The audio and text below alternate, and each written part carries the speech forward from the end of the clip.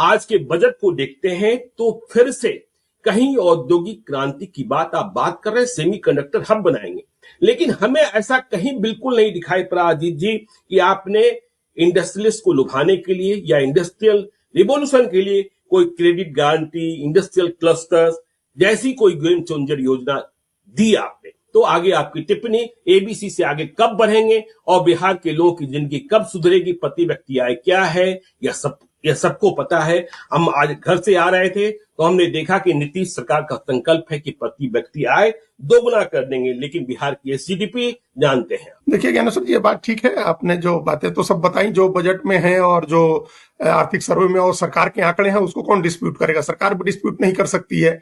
लेकिन अब वो आंकड़ों की व्याख्या अलग अलग तरीके से होती है। ये भी आपने कहा कि कल अखबार जो है वो रंगे होंगे उपलब्धियों से और जय जयकार करने वाले होंगे। वैसे भी आंकड़ों के बारे में कहा जाता है कि झूठ 3 तरह के होते हैं, झूठ, सफेद झूठ और आंकड़े। तो ये 3 तरह के झूठ होते हैं। तो ये सबसे सर्वश्रेष्ठ झूठ होता है। आंकड़े में आप एक तस्वीर दिखाते हैं, एक दूसरी तस्वीर उसी आंकड़े से दूसरा व्यक्ति दिखा सकता है। लेकिन कुल मिलाकर के बजट का जो हासिल है, जो 2026-27 का बजट आया है, वो ये है कि 3,47,000 करोड़ रुपए का बजट आया है। 3,47,000 करोड़ के बजट में मोटे तौर पर यह है ज्ञानेश्वर जी की लगभग 1/4 पैसा चला जाएगा कर्ज चुकाने में, कर्ज का ब्याज चुकाने में। बिल्कुल 1/4, 22%, 24% जो भी होगा वो चला जाएगा कर्ज के ब्याज के भुगतान में, और बाकी जो बचेगा उसका मेजोरिटी हिस्सा स्थापना में खर्च होगा। जो स्टैब्लिशमेंट के कॉस्ट हैं, वेतन है, पेंशन है, भत्ते हैं, ऑफिसेज के खर्चे हैं, वो सब उन सब में चला जाएगा। मतलब 3,47,000 करोड़ में 85,000 करोड़ रुपए करीब चले जाएंगे ऋण चुकाने में, जो कर्ज है उसका ब्याज चुकाने में। आमतौर पर तो माइनस ऐसे ही कर लीजिए। जो भारत सरकार का बजट आया उसके हिसाब से कहा गया कि फाइनेंस कमीशन की जो रिकमेंडेशंस हैं, उस रिकमेंडेशंस के हिसाब से बिहार को 1.5 लाख करोड़ रुपए मिलेगा। वो ये आंकड़ा एक बार चेक करना होगा। कई जगह हमने देखा कि 1,51,000 करोड़ है, कहीं कह रहे कि 1,61,000 करोड़ है। हम अपर साइड ही मान के चले तो 1,61,000 करोड़ रुपया आएगा।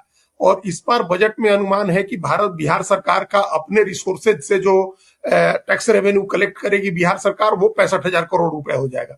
ये इस बजट में अभी आज जो बजट पेश हुआ है उसमें तो अपना जो टैक्स रेवेन्यू का है वो मोटे तौर पर खाली पेट्रोलियम का ही है, जो अपने सरकार को डायरेक्टली मिलता है। बाकी तो शराब का तो है ही नहीं, शराब का टैक्स, आबकारी का टैक्स बिहार अपने हर स्टेट को मिलता है, जो नहीं है।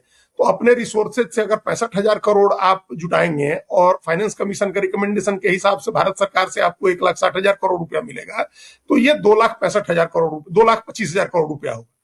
और बजट है 3,47,000 करोड़ रुपए का। ये जो गैप आ रहा है, जो जितना अभी तक बजट की जो जानकारी आई है वो यही है कि 1,60,000 करोड़ और 65,000, 2 करोड़ 25 लाख करोड़।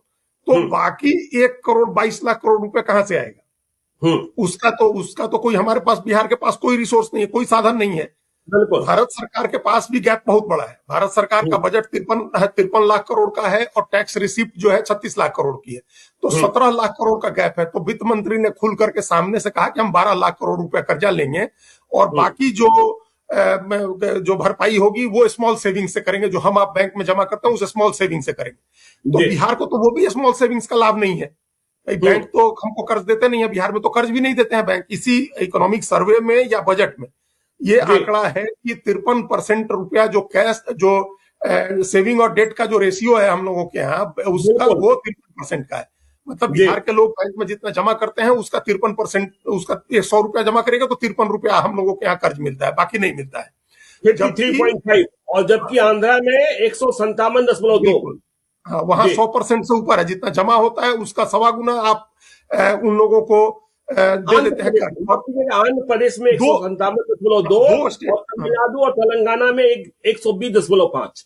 हाँ, वही कह रहे हैं कि आप 120%, मतलब 1.25, मतलब जितना जमा होता है उसका ये 1.25 गुना तक आप उनको, वहां के लोगों को कर्ज दे देते हैं। और हमारे बिहार में आधा देते हैं, जितना जमा होता है उसका आधा कर्ज देते हैं। उसी आंकड़े में एक और बहुत चिंताजनक आंकड़ा है कि जो नॉन बैंकिंग फाइनेंशियल कंपनीज हैं, जो स्मॉल माइक्रो फाइनेंस करने वाली कंपनी है, वो 400% तक ज्यादा कर्ज देती है। बिहार में जो जमा होता है उसके 400% तक ज्यादा कर्ज देती है। इसका मतलब सोचिए कितनी बड़ी आबादी कर्ज के जाल में फंसी है, माइक्रो फाइनेंस कंपनियों के कर्ज के जाल में, जहां बहुत ज्यादा ब्याज देना होता है। और निजी जो सूद लेने वाले लोग हैं उनकी अलग बात है। तो ये तो ऐसा एक साइकिल बन गया। अब आप हम लोगों ने बताया नहीं कि अभी कर्ज कितना लेंगे। भारत सरकार ने बनाया, एक बताया कि हम 12 लाख करोड़ कर्ज लेंगे और बाकी स्मॉल सेविंग से होगा। बिहार सरकार कितना कर्ज लेगी? गैप तो इतना बड़ा दिख रहा है। गैप तो 2 करोड़ 25 लाख करोड़ 2 लाख 25 हजार करोड़ का रेवेन्यू दिख रहा है। 2 लाख 25 हजार करोड़ का बजट, 3 लाख 47 हजार करोड़ का, तो 1 लाख 22 हजार करोड़ का गैप है। तो या तो आपको इसके लिए फिर कर्ज लेना होगा भारी भरकम, 40 हजार 50 हजार करोड़ का कुछ आपको कर्ज लेना होगा। तो कुल मिलाकर के बजट का लब्बो-लुआब ये है कि एक ऐसा बजट पेश किया गया है जिसमें सरकार कही है कि हमारा खर्चा हम करेंगे 3 लाख 47 हजार करोड़ रुपया खर्च करेंगे, लेकिन उसकी आमदनी 2.25 लाख करोड़ रुपए से ज्यादा नहीं होने वाली है। तो बाकी कर्ज लेगी, कहीं से अनुदान लेगी, भारत सरकार से मदद मांगेगी, कुछ अगर स्मॉल सेविंग्स बिहार से है, बैंक से कुछ मिल जाता है तो उसको खर्च करके काम चलाया जाएगा। इसके अलावा कोई बड़ा काम, कोई गुणात्मक परिवर्तन बिहार में कुछ देखने को नहीं मिलेगा।